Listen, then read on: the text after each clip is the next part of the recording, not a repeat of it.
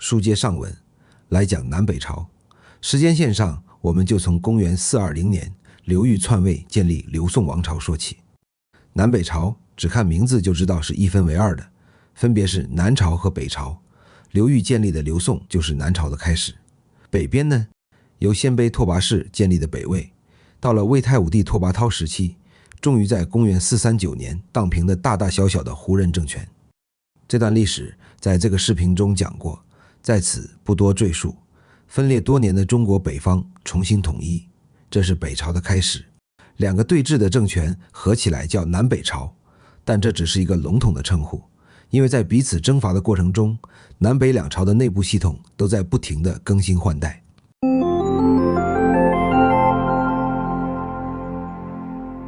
公元420年劉裕建立刘宋時，北方雖然還沒統一，但基本上只剩下柔然和北魏兩大政權对峙。北魏皇帝拓跋嗣認為柔然比劉宋威脅更大，想先徹底解決柔然，再集中力量辦大事。劉裕在這段時間除追殺司馬家族殘餘外，也把後事安排妥當，完成了個人的歷史使命。公元422年，劉裕準備先發制人進行北伐，結果還在籌備中就去世了。皇太子劉義符登基。劉裕在40歲頭上才得了劉義符，十分溺愛，導致劉義符沒心沒肺，什麼父喪國政都完全不當回事，整天沉溺於玩耍取樂，忍了2年。公元424年，權臣徐獻之、譚道濟等人起事，廢了他的地位，擁立劉裕3兒子劉義隆為帝。他們這邊內訌的消息當然傳到了北魏那邊，只是北魏正與柔然打得不可開交，根本無暇分兵到南方撿便宜。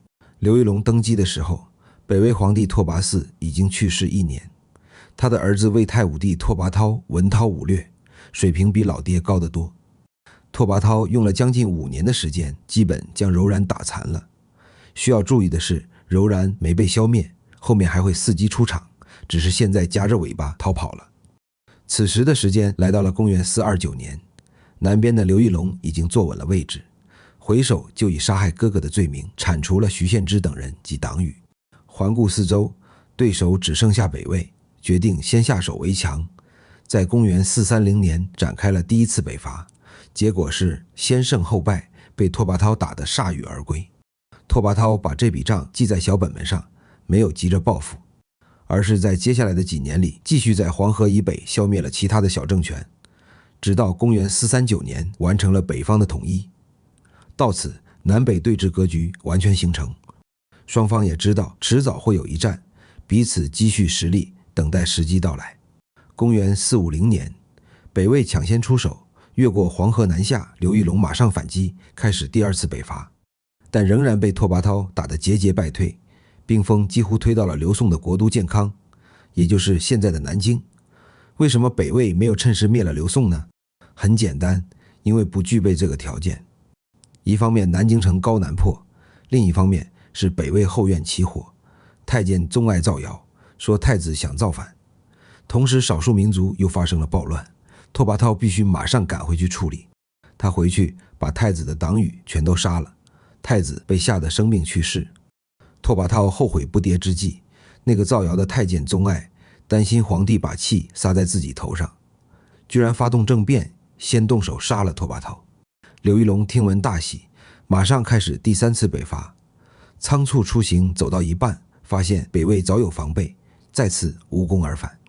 回老家後，對2次北伐失敗的經驗總結會議演變成互相指責的丟鍋大賽。不歡而散後，劉義隆生了一場大病。劉義隆這人體質特殊，經常生病到要死又好轉過來，等待接班的太子劉紹好幾次都空歡喜一場。再加上總結會上挨了罵，他惡向膽邊生，想趁父親病要父親的命，於是他托弟弟劉俊找來巫師，搞起了詛咒父親的巫蠱邪術。效果不清楚，但保密工作肯定是沒做好，被劉義隆知道了，大怒之下，他回宫奋筆疾書。當晚侍寢的正是劉俊他媽，他問劉義隆：“你寫啥呢？”劉義隆也不掩飾：“你兒子和太子合夥害我，我下詔廢了這2個兔崽子。”結果可想而知，劉俊他媽轉身就告訴了兒子。劉義隆寫完詔書，還沒等蓋好章，就被2個兒子衝進寢宮，亂刀砍死了。這一年是公元453年，老三的名字也叫劉俊，只是與二哥同音不同字。他得知2位兄長害死父親，大怒之下起兵討伐。弑父的行為也當真是人人得而誅之，一呼百應之下，很快就殺入首都建康。劉俊殺掉了2位兄長，登基為帝。大臣們以為這場內訌總算告一段落了，還沒等鬆口氣，更亂的事情接踵而至。原來此前劉義隆並不喜歡這個老三劉俊，所以才把他派到遠方駐紮，以求得眼不見為淨。劉俊也明白自己能坐上這個皇帝寶座，全是拜2位哥哥作死所賜。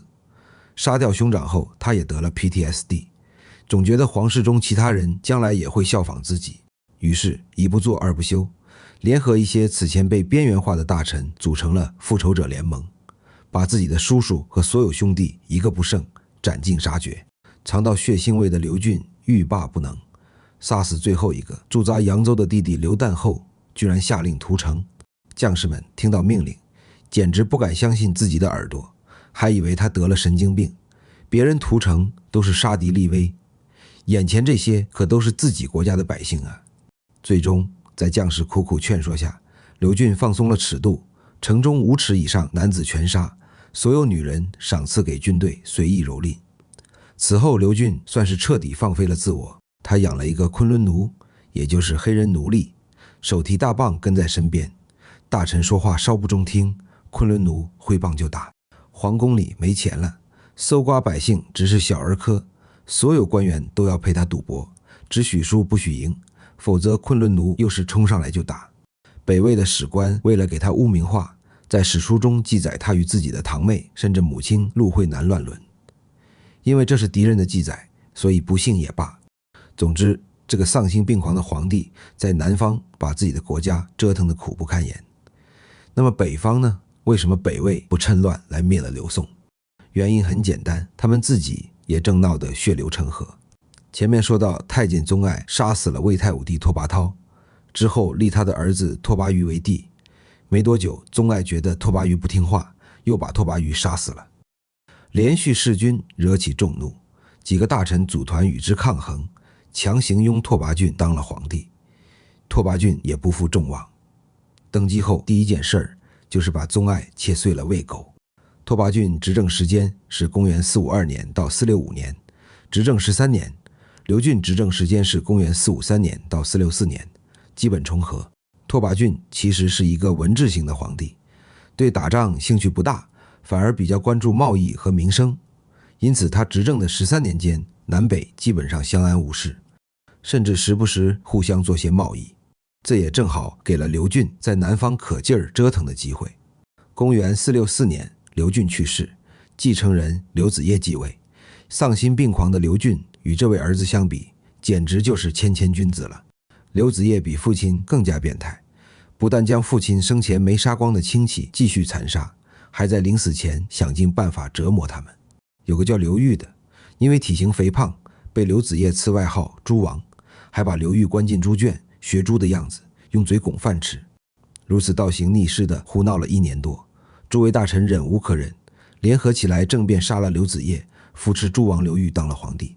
這也實在沒有辦法，劉姓皇族被他們父子2人幾乎都殺光了，只有這個豬王具有娛樂屬性，能給劉俊提供情緒價值，才忍辱負重活了下來。幾乎與此同時，北魏的拓跋宏繼承了拓跋浚的地位，此時他只有10歲，大權掌握在北魏权臣手中。拓跋宏在鐵血強人馮太后的支持下發動政变，誅殺權臣，奪回大權。這事發生在公元466年，也與南邊劉裕登基的時間基本重合。劉裕這邊的登基事業也並不順利，因為劉子業還有個弟弟劉子勳，他聽說皇宮大臣發動政變要推翻哥哥，覺得自己應該有戲，趕緊率軍隊往建康跑，想撿落地桃子。結果半路上聽說大臣居然沒等自己，擁立了劉裕為帝，頓時大怒，馬上自立為帝，帶大軍繼續衝向國都。也許是權力的刺激，窩囊了一輩子的劉裕總算血性了一把，跟劉子勳苦戰1年多，居然以少勝多，把劉子勳打死了。可惜劉裕的本事也就到此為止了，因為第二年，也就是公元467年，他派軍北上向拓跋宏挑戰，結果一敗塗地。劉裕此後直接躺平，也不再想北伐的事了，而是回到國都，一心一意進行之前2位皇帝未盡的事業。什麼事業？當然是繼續清洗殺害劉家殘存的皇親。公元472年，劉裕總算走完自己荒唐的一生，他9歲的兒子劉裕繼承了皇位。請注意，父子2人的名字也是同音不同字。劉裕也是天生狠人，從小就兇殘成性，自己發明了很多捶斧凿具，經常抓老百姓回宮裡殺人分屍，搞得到處是血。也不知道是不是他有當外科醫生的想法。總之，劉宋的百姓很長一段時間都不敢在白天出门，偌大的都城搞得像個鬼城。繼位後，劉裕更加殘忍變態，終於在公元477年，蕭道成發動政變將其殺死，擁立他的弟弟劉準繼位。公元479年，蕭道成逼劉準禅位給自己，改國號為齊，史稱南齊。年紀幼小的劉準也知道大難臨頭，在禪位大典上愴然哭喊：願生生世世不再生於帝王家。曾經氣吞萬里如虎的劉裕，他創建的劉宋王朝就這樣在一個孩子撕心裂肺的哭喊聲中烟消雲散了。劉宋享國59年，歷經10帝，其實只有4代人。蕭道成建立南齊之後的第3年去世。此時來到公元482年，其子蕭澤繼位。這父子2人都算是賢君，不但與北魏保持友好往來，也鼓勵百姓休養生息。蕭澤在位期間，南齊還出現了一個短暫的永明之治。直到公元493年，蕭澤去世，蕭昭業繼位，南方又重新陷入混亂。原因無疑是蕭昭業昏聵無能，倒行逆施，導致宮廷內訌，接二連三發生政變。而此時，北方的北魏正在悄然復興並崛起。蕭澤去世的同年，也就是公元493年，拓跋宏遷都洛陽，實施了一場史無前例的大改革，史稱孝文帝改革。身為鲜卑人的拓跋宏積極推動漢化，使國力日漸富強。這一段在之前的視頻也講過。公元498年，拓跋宏改名為元宏，大舉南下進攻南齊。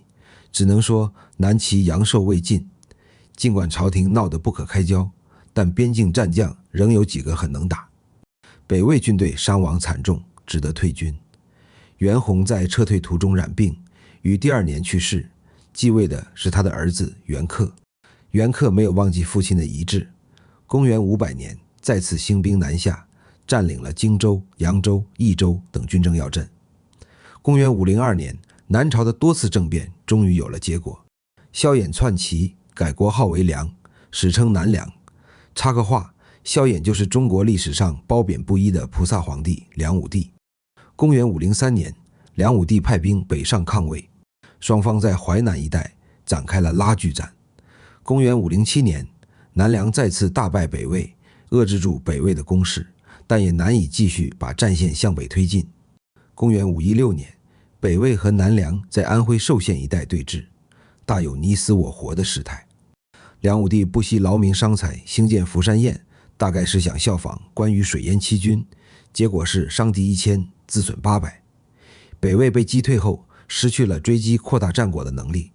不過他也不用擔心北魏的反撲，因為元許退軍回家後，北魏又開始鬧內亂了。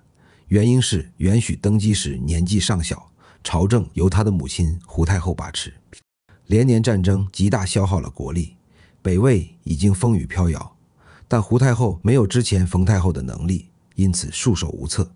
北魏在建國初期打敗柔然，為了防範反撲，在邊疆設立了一支力量龐大的邊防軍。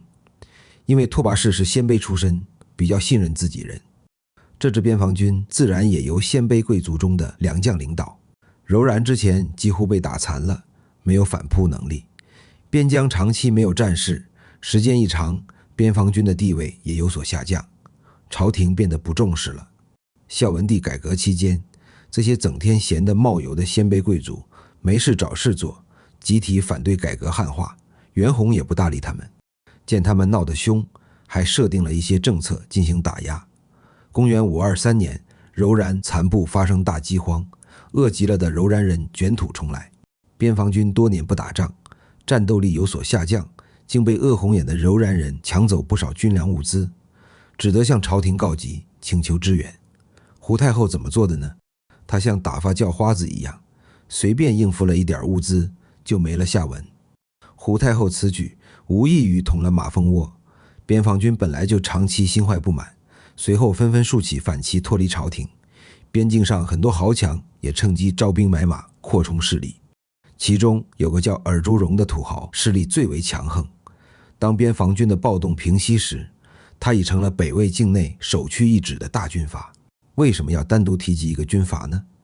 我們看爾朱榮手下的3個戰將，高歡，此人在後來創建了東魏；宇文泰，此人創建了西魏；還有侯景，他在後來搞垮了南梁。這3個人全是1等1的梟雄，但爾朱榮在世時全都俯首帖耳，乖得像只小兔子。由此可見，爾朱榮其人有多麼強橫兇狠。值得一提的是，這3人中，宇文泰的地位要低上一檔，只能算是爾朱榮部將之下的部將。之所以將3人並列，是因為他日後的成就可以比肩另外2位。胡太后对外能力拉垮，內鬥卻是一把好手，把握朝政的10餘年間，把皇帝親信幾乎都剪除了，母子間的矛盾上升到你死我活的地步。公元528年，袁許密謀聯合爾朱榮，率軍到洛陽鏟除胡太後，結果胡太後搶先下手，毒死了袁許。爾朱榮打着為皇帝復仇的旗號直撲洛陽，將胡太后陳和，立袁子攸為帝。接着他又以給袁許開追悼會為由，把宗室子弟和朝中大臣召集到一起，大肆屠殺，史稱河陰之變。河陰之變是一場大屠殺，直接摧垮了北魏政權的根本，2000多名皇室成員和官員喪命，北魏的漢化改革成果幾乎全廢。之後爾朱榮返回大本營太原，在朝中廣布親信，在太原遙控洛陽的政局。袁弘有個侄子名叫袁浩，河陰之變時恰巧在外，因此躲過了屠殺。他當然不敢回家，南下投奔了梁武帝蕭衍。梁武帝派陳慶之率領一支7000人的軍隊護送袁浩回國奪位。7000人，蕭衍和袁浩也不知道怎麼想的，一個敢派，一個真敢去。開始一切順利，因為爾朱榮的主力在太原，所以袁浩順利拿下洛陽稱帝。而且他居然以為這就江山穩固了，開始花天酒地起來。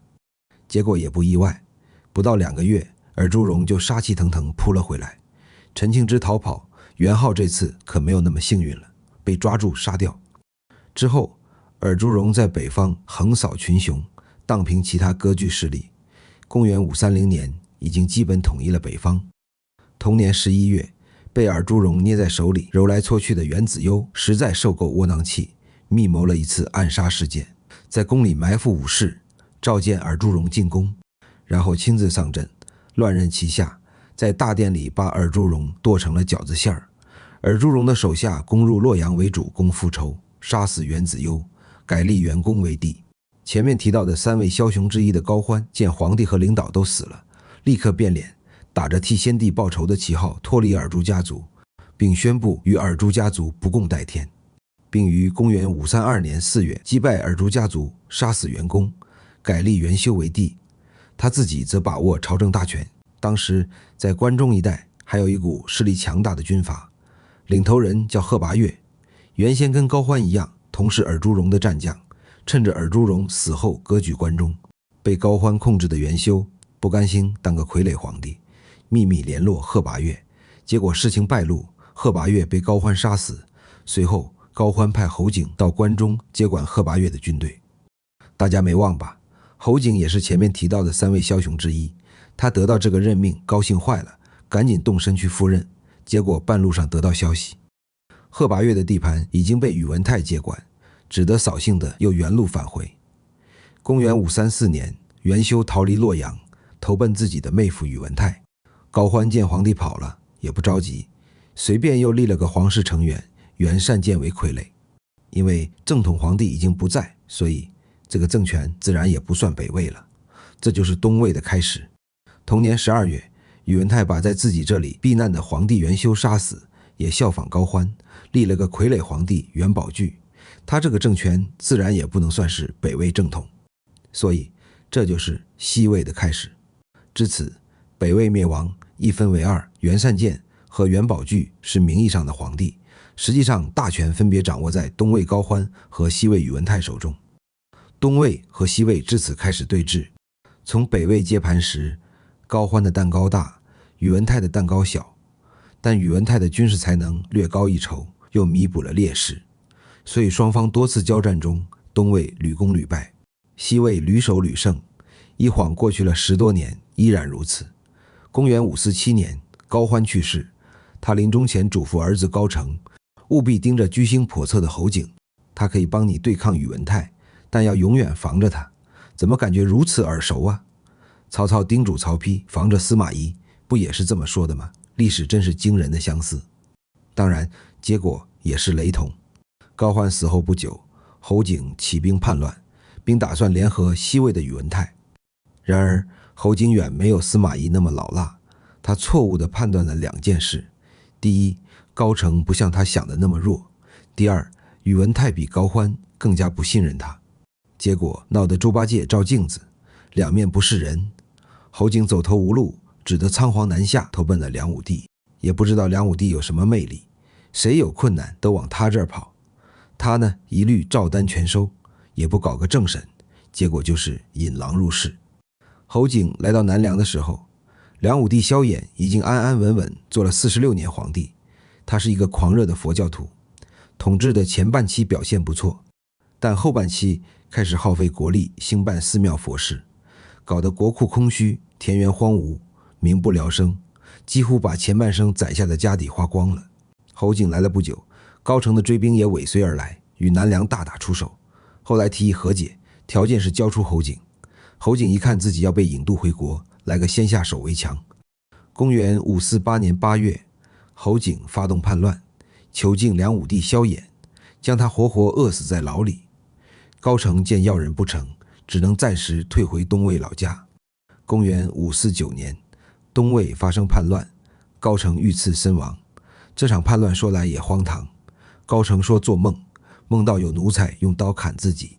處士蘭京本是南梁降將的兒子，覺得他在說自己約了另外幾個廚子，突然暴動砍死了皇帝。宇文泰听說後，匆忙出兵，準備趁亂到東魏擄掠一番，結果被高澄的弟弟高陽攔住，又退了回去。公元550年5月，高陽在東魏登基稱帝，改國號為齊，史稱北齊。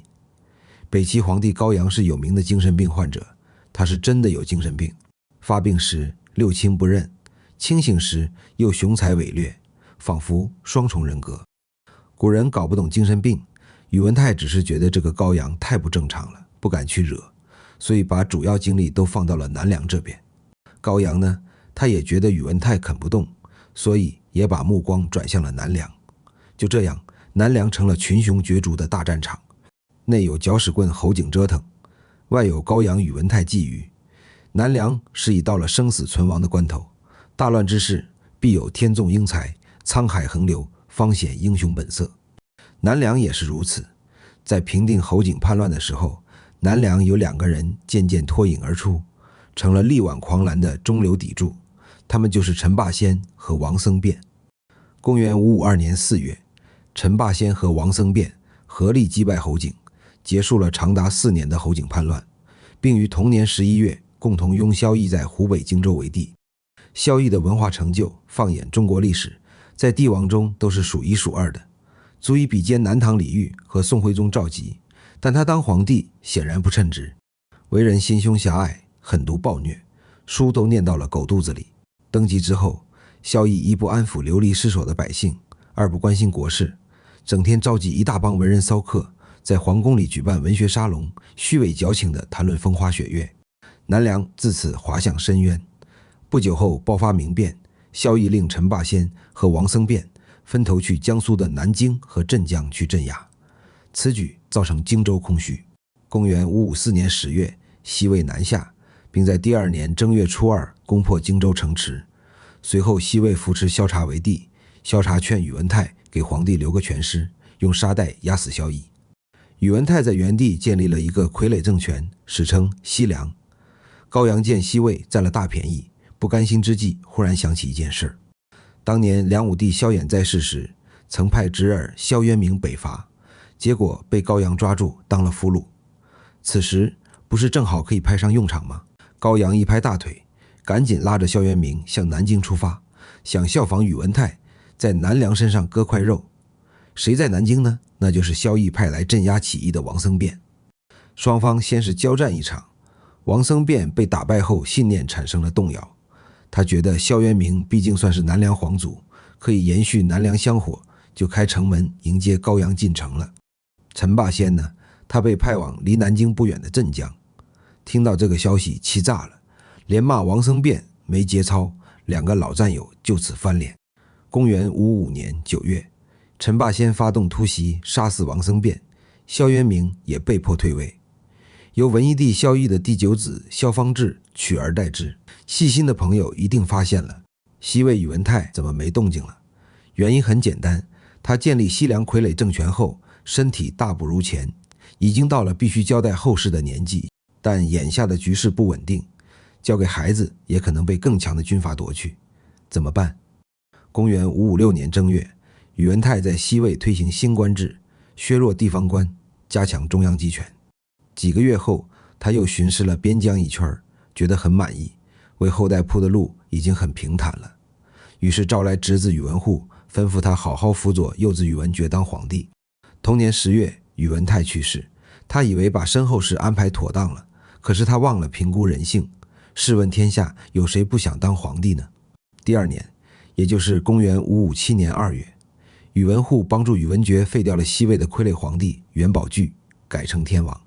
火候差不多了，宇文護對宇文覺痛下殺手，擁立宇文泰的長子宇文毓繼位，改國號為周，史稱北周。同在這一年，南梁也變天了，陳霸先露出隱藏已久的牙齒，逼迫蕭方智禪位給自己，登基稱帝，改國號為陳，史稱南陳。公元559年，陳霸先過了2年皇帝癮後去世了，傳位給侄子陳倩。也是在這一年，北齊的高陽也死了，傳位給兒子高殷。第2年，北齊、南陳、北周3國都有大事發生。北齊的高演發動政變，篡了侄子高殷的皇位。北周的宇文護覺得宇文毓不好控制，想另立一個聽話的傀儡，於是給宇文毓下毒。宇文毓臨終前當着眾臣的面傳位給弟弟宇文邕，相當於變相戳破了宇文護的陰謀。南陳則發生叛亂，叛軍聯合北齊與北周水陸並進，殺向南陳國都南京。事實證明，陳霸先、宇文泰、高歡3人之中，陳霸先選擇繼承人的眼光是最好的。面臨強敵之際，陳倩鎮定自若，2線出擊，擊敗了來犯的聯軍，成功捍衛了疆界。此後幾年裡，陳倩勵精圖治，安撫民生，南陳的國力直線上升。然而，陳倩選擇繼承人的眼光遠不如他的叔叔陳霸先。公元566年，陳倩去世，傳位於兒子陳伯宗。2年後，陳伯宗的叔叔陳須發動政變，篡了侄子的皇位。唯一值得慶幸的是，陈須良知尚存，篡位後也沒有亂來，繼續實行陳倩生前的路線，維護南陳的和平穩定。與陳須相似的是北齊的高演，他同樣也是篡侄子的位當了皇帝，也在任內盡量維護民生國家穩定，只是他當了1年皇帝就去世了，繼任者一個比一個差勁，北齊從此江河日下。公元572年，在宇文護陰影下隱忍多年的宇文邕發動政變，親自動手殺死了宇文護以及黨羽，成功奪取政權。宇文邕滿懷雄心壯志，準備先消滅北齊，再消滅南陳，一統天下，完成宇文泰未竟的大業。北齊雖然皇帝昏聵，但畢竟爛船也有3分釘，家大業大，在那擺着呢，不是個好捏的柿子。宇文邕就邀陳須共同討伐北齊，雙方一拍即合。公元573年，陳須出師北齊，575年得到整個淮南地區，雙方夾擊之下，北齊終於漸漸不敵。公元577年，宇文邕消滅北齊之後，連戰馬都沒下，轉身揮師南下，猛攻南陳。陳顼猝不及防，被打得落花流水。但是南陳命不該絕，陳顼被打得沒有還手之力的時候，宇文邕突然去世了。繼位的宇文赟是個不學無術的小混蛋，無心征戰，禍亂朝政，大權漸漸落入權臣楊堅手中。楊堅密謀篡位，也沒時間去打南陳，南陳就此躲過一劫。公元581年，楊堅篡位成功，改國號為隋。此後的582至586年間，楊堅忙着穩定朝政，安撫人心，平定大小叛亂，也沒有大舉南下。按理說得到4年的喘息機會，南陳正好可以積蓄力量。但陳顼在公元582年去世了，並且選了一個不靠譜的繼承人，他就是那個歷史大名鼎鼎的段子手陳叔寶。陳叔寶是個不折不扣的奇葩，凡是有利於國家的樣樣稀鬆，凡是可以搞垮國家的他樣樣精通。南陳落到他手裡，只能掰着指頭數剩下的日子了。公元587年，杨堅廢掉傀儡國西涼。公元588年，楊堅派遣3路大軍伐陳，南陳在公元589年滅亡。至此，隋朝一統天下，結束了中國自公元220年東漢滅亡以來長達369年的魏晉南北朝時期。最後以辛棄疾的詞為眼，回顧一下這段崢嶸的歲月。想當年，金戈鐵馬，氣吞萬里如虎；銅雀春深，洛陽沉暗，幾度梟雄故。山河破碎，衣冠難度，白骨橫將無數。更誰見，胡笳烈月，韓趙鄴城風雨。英雄老矣，青山有染，興亭舊時題處。淝水驚濤，北府七股，一戰回天去。佛燈照夜，玄壇誤國，空把蒼生傾覆。千秋後，長安回望，亂雲如霧。